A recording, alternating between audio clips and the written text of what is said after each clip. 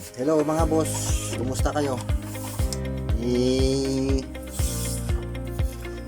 bago akong technique sa pag lalagay ng kuan. Paano natin i-revet ito WPC or wall panel cladding. Ito po siya. Yung sa iba kasi mga boss, sa paglalagay nila nito dinidikit na nila lagyan na pandikit silicone or stick wheel, pero mas mahirap po yun, matagal ng trabaho. Yung iba naman merong clip dito nilalagay. Sa iba kasing ganito wala ka mabiling clip pag bumili ka, katulad nito bumili yung ko ng ganito, nagpapabili ako ng clip, walang clip sa Wilcon. Hindi alam ng Wilcon kung ano yung clip na nalagay dito. Ngayon inisip ko paano ko ilalagay. Ngayon natuklasan ko kung saan ko siya i-rebit na nakatago yung rebit na hindi makikita, kasi dito hindi katulad ng pang ceiling PVC ceiling, hindi katulad di ceiling mahaba yung dito niya, yung babae niya mahaba. Ito ay maiksi kasi sagad mas maiksi pa nga siya, tingnan nyo, diba? Kaya hindi natin maitatago yung rivets dito. Ito kasi talaga yung pagkabit niyan yung nakauna talaga yan, ganyan yung dito kanan yung babae. Ito naman sa akin binaliktad ko, sa ganito siya. Ito natin i-re-repeat ngayon. I-repeat natin dito. Mag-iwan lang kayo ng kwan ng kunting-kunti lang sa dulo niya para matago natin yung rebit niya. Ganito po, ipakita ko sa inyo. Ito po, ito mga boss, mga installer, panoorin nyo kasi alam ko kung paano kayo magkabit nito. Dito banda yan, kunting-kunti lang bubutasan natin yan. Yan. Kita nyo yan yan, mapagkita ko sa inyo, bubutasan natin o i-re-rivets natin. Nung hindi siya mapingas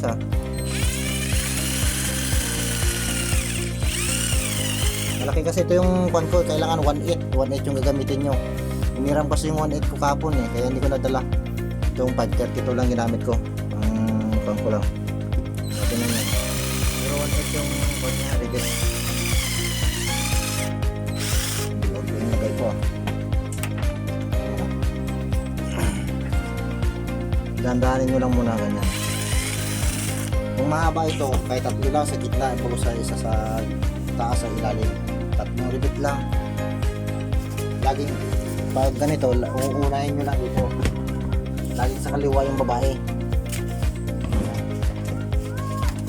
Tignan nyo mamaya, nakikita ko sa inyo Daddy, nakamarinig lang dyan.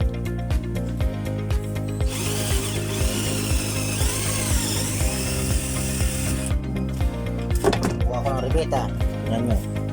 Daddy, nakamarinig lang dyan. Tatapos na nga pina. Kung ano kasi yung asawa ko, kaya hindi pa nyo naririnig mo yung yung pancha na lang ito. So 1/8 ito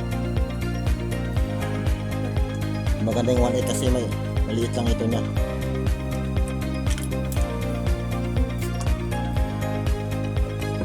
Kasi nagkar dito yung bala niya.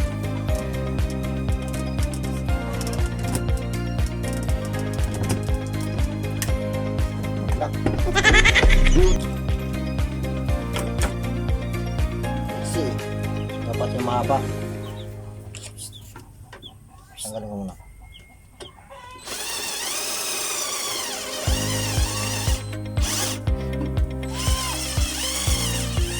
Ito ilagay sa may kuwan.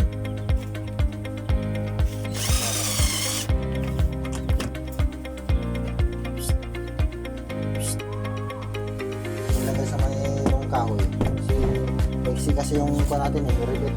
Kailangan 1/8 by 3/4 yung bilihin nyo. Pag yung mga ganito, kasi sa akin, ginamit ko to sa may paring, kaya maiksi lang. Lagay ko kasi ng design sa kwarto. Pero bukas, dadalhin ko sila, pagpapakita ko rin yung mga ginawa ko doon. May design kasi siya sa may kwarto, sa may master bedroom, home light. Kaya maganda yun siya.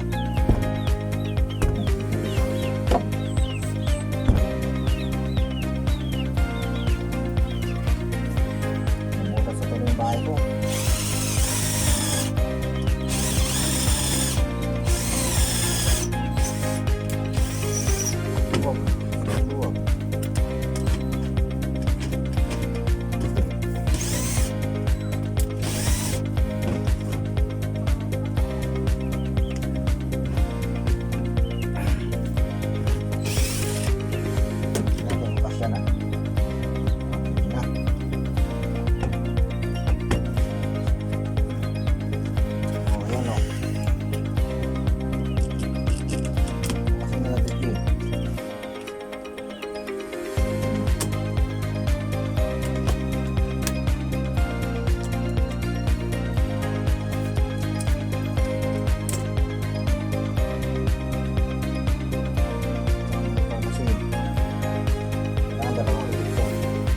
Ko na lang muna.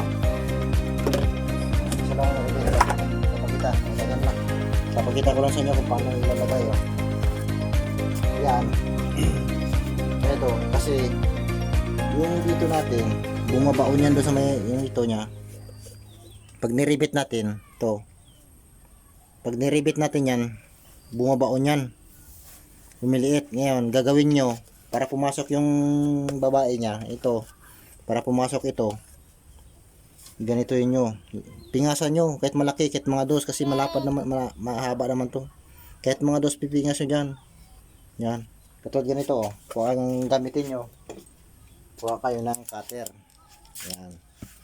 Pipingasan nyo. Katulad itong ginagawa ko. Yung mga bawas. Bawasan nyo lang yan. Sagad nyo. Yan.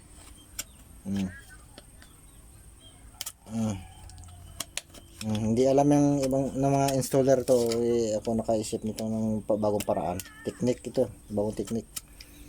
Paano i-install ito nang hindi makikita yung rivets. O hindi makikita yung black screw. Huwag yung black screw gagamitin nyo kasi lalampas dito, tutuko din dito eh.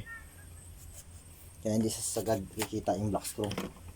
Ngayon, di ba? Ito mga boss, papakita ko sa inyo, yan sagad yan Yan nyo nakasintro yan dyan. Kailangan nakasintro yung rivets din dyan.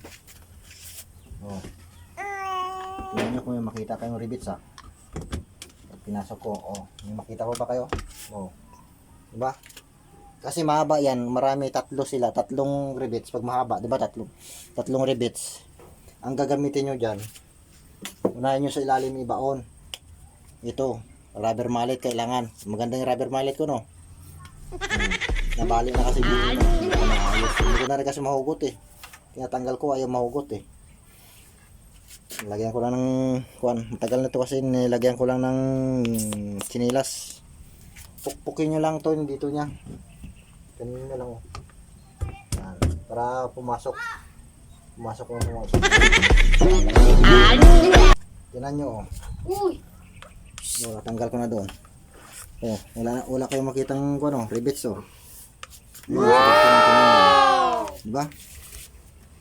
So tanggalin ko yan ang rivets nya yan ang rivets nya. Ganyan kalayo ang kailangan, ganyan kalayo kailangan ng rivets. Yan. Ngayon ipasok nyo ito yung may pingas. So yan yung may pingas, tutok nyo dyan. Yan lang. Tingnan nyo, yan kita nyo ba, diba? Kita nyo yung rivets nya? Diba? Pumasok, wala na. Hindi nyo na makikita. Ganun lang po kasimple ng pagkabit nito. Tag-isa-isa lang. Maiksi kasi yung blind rivets ko, kailangan 3/4 yung haba niya para pumasok. Nahihila kasi palabas eh. Iksi ng baon niya, may tukod. Iksi kasi ng baon niya, tingnan nyo. May tukod kasi sa likod niya yung mga groove niya. Kaya maiksi, kailangan 3/4 talaga. Bukas naman yung gagawin ko, tapos ko na doon sa may master bedroom, Sa wall naman ako. Sa may simento. Kaya pinabili ko sila ng 3/4 mahaba na. Yung ganito. Yan. Pero yung una niya, didikit nyo. Yung ito. Lagyan niya ng pandikit. Para hindi nyo makita yung, hindi nyo maribitan dito. Pandikit na lang. Nilagay nyo. Sunod-sunod na yan. Ribit. Pag nalagyan nyo ng isa, yan. Ribit na ng ribit. Puro dito yan po yung ribit niya. Halimbawa, mahaba ito. Dito lang kayo magribit sa dulo. Dalawang dulo. Yan, dalawang dulo. Buo isa sa gitna. Ganyan. Yan lang. Pagribitan nyo. Sa ganito lang kalayo, mga boss. Yan o. Yan. Kung walang design, pag wuling, pag walang design yung lalagyan nyo ng ganito, walang kublight, ganon. Pag wuling lang, 3/4 pababili nyo. Ito yung easy kasi, tinan nyo, di ba? Hindi siya makabaon. Kaya nahuhugot.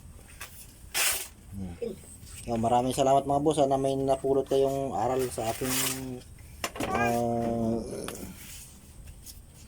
na pag DIY ng pagkabit ng cladding, no. Ngayon napulot na kayo, no. Kasi yung iba kasi ganito yan talaga yan.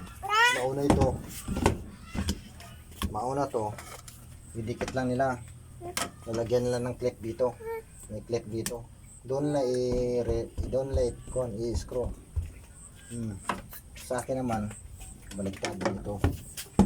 Yan. Mas magandang nauna ito yung mas magandang sa kaliwa yung babae. Kasi dito yung design niya. Ano yan to? Ito pipinturahan lang para magganitong kulay. Bye! Kasi ganito. Stand mo na. Yan. Yan. Kabit na. Yung unang kabit kasi namin ito noon, dito pinakuha ng may-ari, dito na pinaparibit. Labas kitang kita, black screw. Pangit So ngayon, ito na. Ako nang nakaisip ng ganito paraan. Buti naisip kung paano siya itago. Tago yan. Wala kang makikita ng rivets dyan,